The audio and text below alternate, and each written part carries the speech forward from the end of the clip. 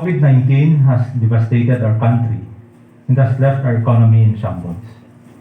Typhoon Odette, that recently wreaked havoc in Mindanao and the Visayas, has added to our problems and will again rechannel scarce government funds to rehabilitation and redevelopment of the damaged infra and support to the economic growth. These are serious problems that are visible and more tangible to the general citizenry and maybe to us leaders. But there are more serious issues that, if not addressed immediately, may threaten our very survival and put us in a stranglehold situation where traders, foreign governments, and even some heartless politicians who claim to have farmers close to their hearts can manipulate us and make us puppets and slaves. First, let me discuss the critical issue of the ever-increasing price of chemical fertilizers. Just last year, the price of 4600 or urea, the most widely used fertilizer, was at 980 pesos per bag of 50 kilos. As of last week, it reached more than 2,300 pesos in retail farm supply stores. As of this writing, no stocks are available for 2100 or ammonium sulfate and 2500 or ammonium chloride. Among the reasons are high importation and logistics costs, exchange rate, and archipelagic nature that affect price volatility of fertilizers. Inorganic fertilizers in the Philippines are purely imported. If the cost of fertilizer has more than doubled, we will expect farmers to reduce the use of this essential input and thus their yields. So overall production of rice, corn, and sugar may fall this upcoming season. Then, the effect of rice tariffication law. Our lawmakers and the brilliant technical people at the Department of Agriculture made us believe that massive rice importation and imposing tariffs will lower the cost of rice for the Filipino consumer and also benefit the farmers by providing them support out of the collected tariffs. Indeed, there is a steady supply of rice among consumers, and that ongoing distribution of seeds, farm equipment, and cash subsidy, among others, are being availed by our farmers. On milled rice, first-class local rice was 27 pesos per kilo, and imported rice was 32 pesos. And presently, imported rice ranges from 45 to 50 pesos, while our local rice is just a few pesos lower. The massive reliance on imports also brought us another major problem. During this pandemic, we run short of all food items because 70% of our food is imported, from rice to pork and other essentials. This emphasizes the need for self-reliance and for a different paradigm on food production, importation, and subsequently processing when we can produce more than enough for our needs.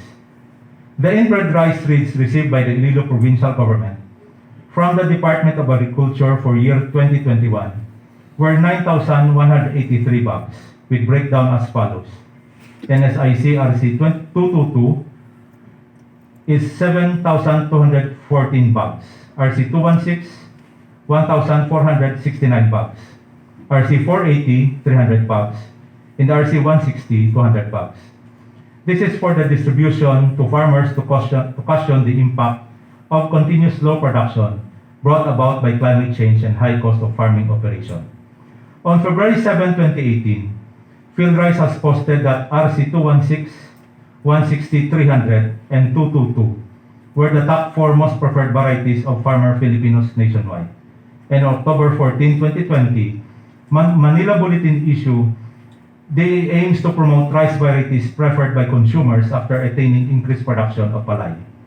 RC 216, also known as Tubigan 17, has a maximum yield of 9.7 tons per hectare and has excellent eating quality or moderate softness. RC 222, known as Tubigan 18, has a yield of 10 tons per hectare but has poor eating quality or called harder cooked rice after it has cooled down. Recently, 216 is very susceptible to neck rot or node blast caused by the fungus Magdaporte oryzae that can cause plants to develop few or no grains at all. On recent talk with Mayor and rice trader Ray Grabato of Mina, Iloilo, he lamented that farmers prefer to plant RC222 because of its high yielding characteristic but has low buying capacity or 1 peso to 2 peso per kilo lesser to varieties sold with good eating quality.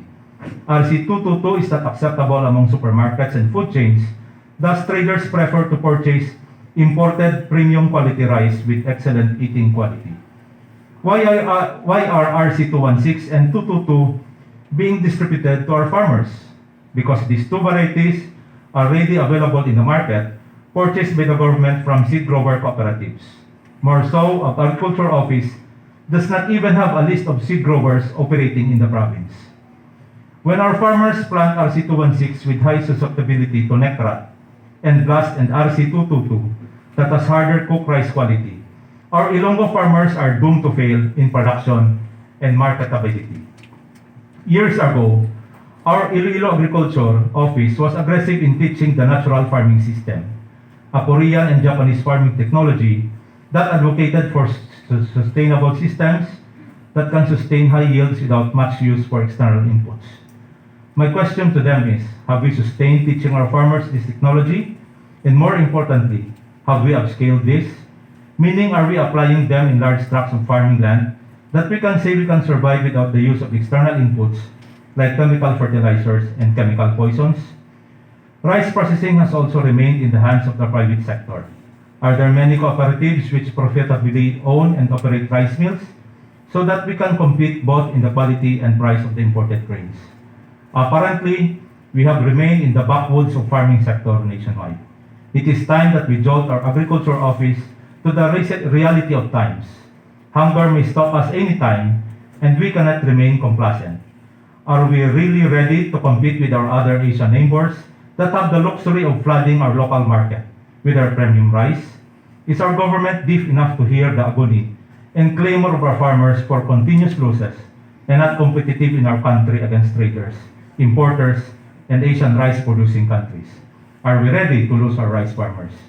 My dear colleagues, later on, I propose to pass resolutions addressed to the President, Department of Agriculture, and the Iloilo Provincial Office to respond to such issues and concerns.